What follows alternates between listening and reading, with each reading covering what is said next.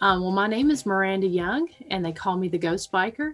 I travel around the country to different haunted and historic locations on my motorcycle, highlighting them on my web series, Ghost Biker Explorations. I've been an investigator for 10 years now, and I have been doing Ghost Biker for 3. This location that I'm highlighting is what I like to call the Sunset Hill House. And it actually started as an investigation of a haunted relic that was stored in this abandoned home. I was there to investigate a haunted tub that the family had acquired during an estate sale.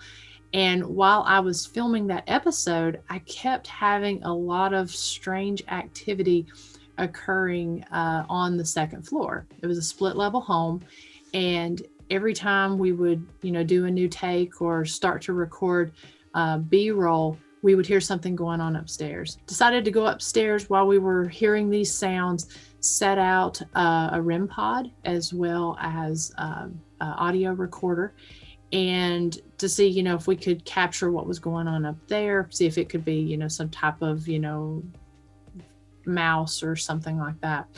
But it seemed like when we would quit paying attention to what was going on up there and start with our recording, it would get active. And then we would go up there and there would be nothing.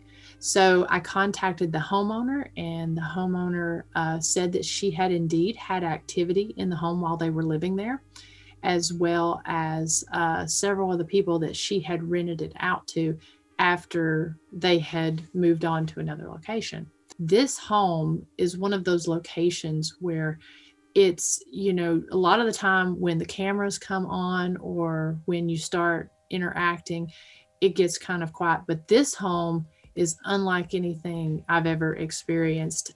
It's like it craves attention. And, when the camera comes on, it wants to interact. On the second level, as I was plugging up the second camera, when I walked into the bathroom, and I did not hear this at the time, so it was actually it was just an EVP on the recorder rather than a disembodied voice. But I had walked past the REM pod and set it off as I walked past it, so that was me. But as I go in there and I'm plugging up the camera, I start to feel a little disoriented, and I get the voice that says, "Miranda, you're going to die." All right, you've been putting on a show for us. You can talk into this thing. Just come up to the red light. We encourage you to do that.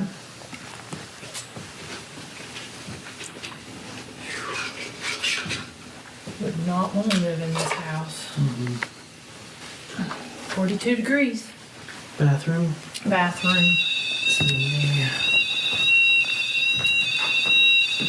Hello, you've been turning the flashlight on and off. Yeah, thank you. Flashlight turned on. Right when I said it. I'm smelling a weird smell up here. Plus, it is the bathroom. Is that you? I've stepped away from it, still doing it.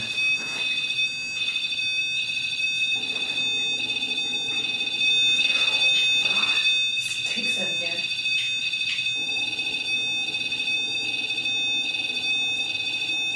Flashlight is on too.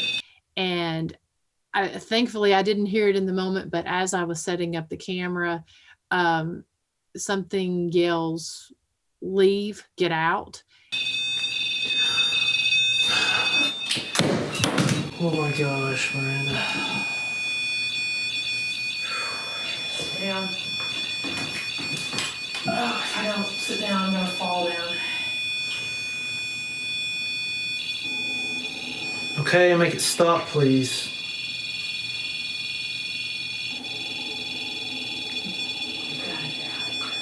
Huh? We've got to get out of here. Yes, we do.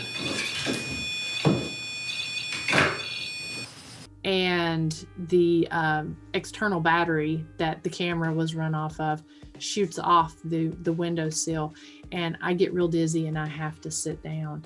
And that kind of set the events in motion. We felt like we needed to hurry up get out of the house, get everything set up, and move on, because I was going to let these cameras as well as the recorded questions run overnight and come back the next day and pick those up.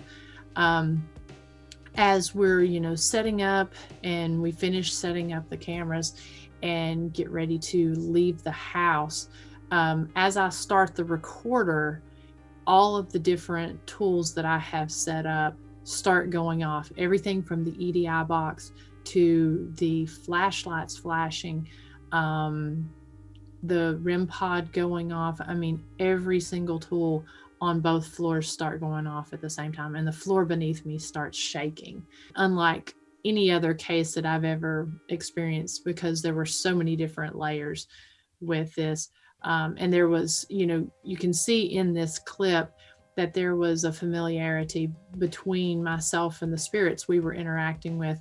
I had found throughout that year that there were 5 spirits that were at this location, and in the episodes, it was nothing for them to call out my name, which is unusual for me in any different location that I've gone to. So it was definitely a really cool case to work on. So you can find all of the past seasons 1, 2, and 3 of Ghost Biker Explorations on the Ghost Biker Explorations Facebook page, the Ghost Biker Explorations YouTube channel, and on www.ghostbikerexplorations.com. You can watch all the previous episodes, watch the any lives. We've got bike vlogs and travel vlogs that are coming out, as well as any type of Ghost Biker merchandise. I've actually funded my travels through the sale of the Ghost Biker t-shirts, hats, and then also any of my artwork that I draw. I draw different haunted locations that I visit, and so that's how I fund this. You can find all of that on those 3 platforms, or you can follow my photography on Instagram under Runaway Vixen.